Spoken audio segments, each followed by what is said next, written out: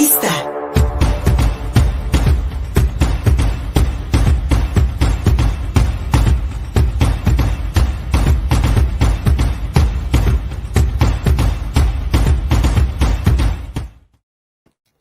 Mañana me da mucho gusto saludar a la doctora Beatriz Martínez del Observatorio Metropolitano de Puebla con un tema que pues, nos hará reflexionar justamente estas dinámicas laborales y cómo nos pueden generar algunos daños psicosociales, como ansiedad, como miedo, irritabilidad, ansiedad. Doctora, cuéntanos un poco más de ese tema.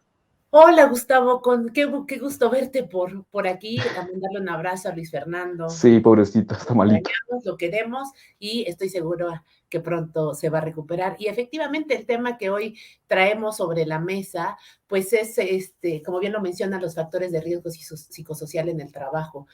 No es un tema aleatorio, ¿no? Por supuesto que se ha potenciado con el tema de la pandemia, es decir, ya no solo de manera personal, que lo hemos hablado en otros momentos, ¿no? De cómo cambió nuestro entorno social, sino en el trabajo. Fíjate que esta es una norma que emite la Secretaría de Trabajo y Previsión Social. Es la norma 035 y empezó en el 2018. Evidentemente por la pandemia no han existido estas verificaciones, pero aplican para todas las empresas del sector formal. Entonces, ¿en qué contexto? Fíjate, la Organización Internacional del Trabajo señala que la atención de los factores de riesgo psicosocial es un problema global, ¿no? O sea, no solo es en México, no es personal, no es en la empresa, no es en la universidad, no, sino es un factor o es un problema global que afecta a trabajadores, por supuesto, sin importar la profesión o el país de procedencia. El centro de trabajo es una fuente de riesgos psicosociales y también el lugar para tratarlos y prevenirlos, por supuesto, a favor de la salud de las y los trabajadores, por lo que es necesario que todo centro de trabajo identifique los factores de riesgo psicosocial. Es importante señalar que aunque la definición de la Organización Internacional del Trabajo sobre estos factores psicosociales comprende la interacción con factores externos, ¿no? A la relación laboral, como son capacidades, necesidades, expectativas de los trabajadores, así como las costumbres, la cultura y sus condiciones personales fuera del trabajo, las que vivimos tú, yo y todos los que nos están escuchando. Por supuesto, la norma no considera ciertos aspectos, por ejemplo, el acoso sexual no lo considera, ¿no? Porque eso está normado por otras normas, ¿no? Y deriva de la relación laboral solamente, es decir, surge esta norma a partir del ejercicio y con motivo del trabajo. ¿Por qué? Bueno, porque es necesaria esta norma y por qué surge por las interacciones que se dan. Primero es con el medio en el trabajo, con el medio ambiente del trabajo, la satisfacción que nosotros sintamos en el trabajo, las condiciones de la organización, la capacidad, necesidades y expectativas del trabajador, las costumbres, la cultura y las condiciones personales fuera del trabajo, que pueden influir, por supuesto, en nuestro rendimiento. Si nosotros no tenemos buenas condiciones personales y en nuestro contexto, pues nuestro rendimiento laboral va a bajar. En términos de salud, tú sabes que hoy la depresión es un problema de salud pública Claro. y que incide en distintos espacios y, por supuesto, la satisfacción que podamos sentir en el trabajo. Entonces, bueno, las capacidades del trabajador, insisto, en su cultura y su situación, por supuesto, nos coloca coloca esta norma ahora como el centro en donde van a estar verificados por la Secretaría de Trabajo y por la Secretaría de Trabajo y Previsión Social. ¿Qué son los factores psicosociales? Pues es una condición laboral que puede favorecer o dañar la productividad en un centro de trabajo y el riesgo psicosocial es la consecuencia generada por un factor psicosocial nocivo, ¿no? En ese sentido, pues el contenido en términos del trabajo tiene que ver, como bien lo dije, con el medio ambiente, con el diseño de tareas, las cargas de trabajo y los horarios de trabajo. Creo que con la pandemia esto se desajustó un poco porque muchos teníamos reuniones virtuales a las 8, a las 9, a las 10, a las 11, ¿no? Y hoy que se está regresando a las condiciones previas a la pandemia, pues me parece que hay un reajuste importante. Y en el contexto de trabajo tiene que ver con la función y la cultura organizativa,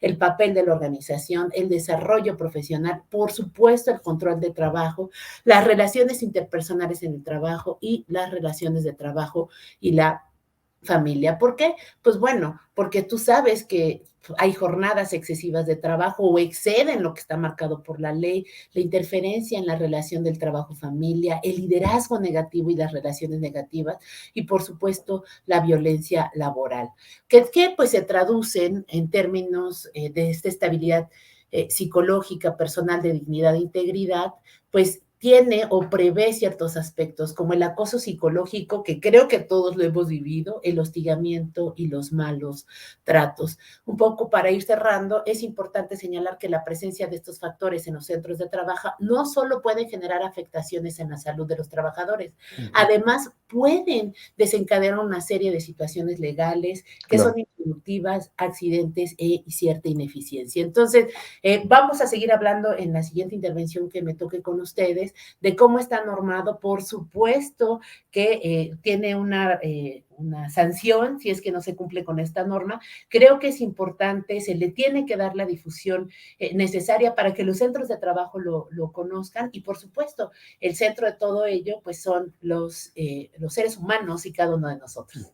No, tocaste un tema muy importante y aparte me llama mucho la atención esto que dices, que las empresas a veces no se dan cuenta del recurso humano, sino que también creen que evidentemente están a la disposición de, bueno, que pueden controlar justamente el tiempo, la vida de los empleados, ¿no? Yo creo que eso es algo que, sobre todo estas empresas que tienen esta conciencia de ganar, y ponen a esta situación de que creen que los empleados pueden ser, pues sí, pueden a lo mejor utilizarlos de una manera en la que puedan disponer,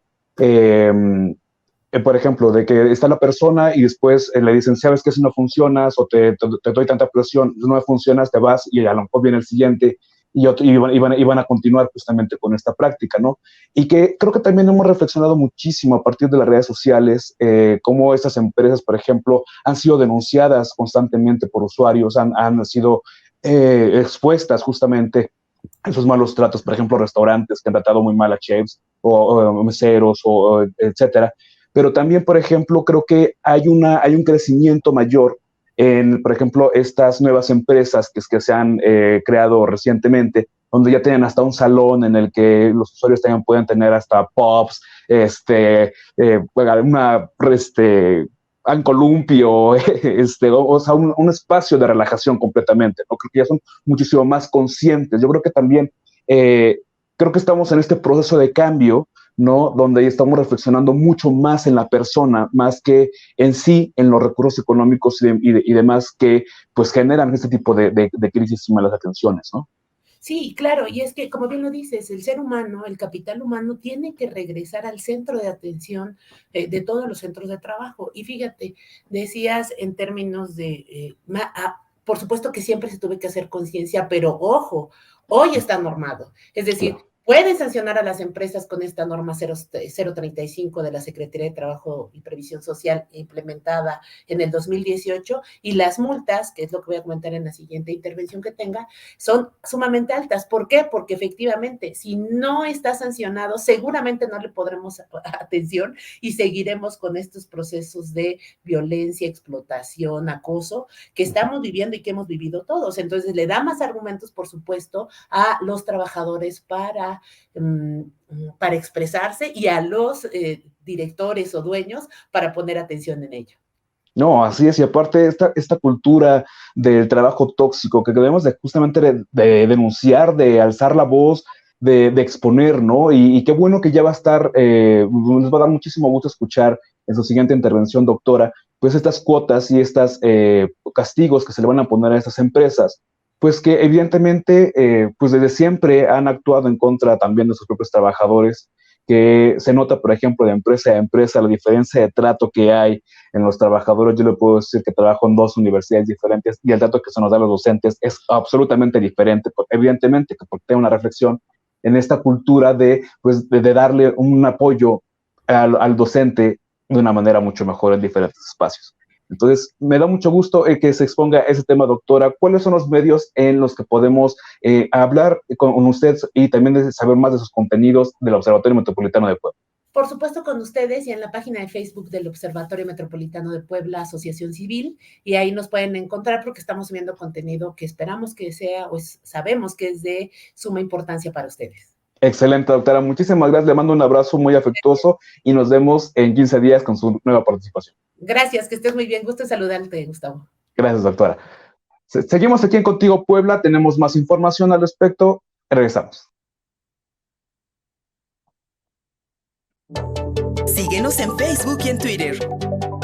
Estamos Contigo Puebla.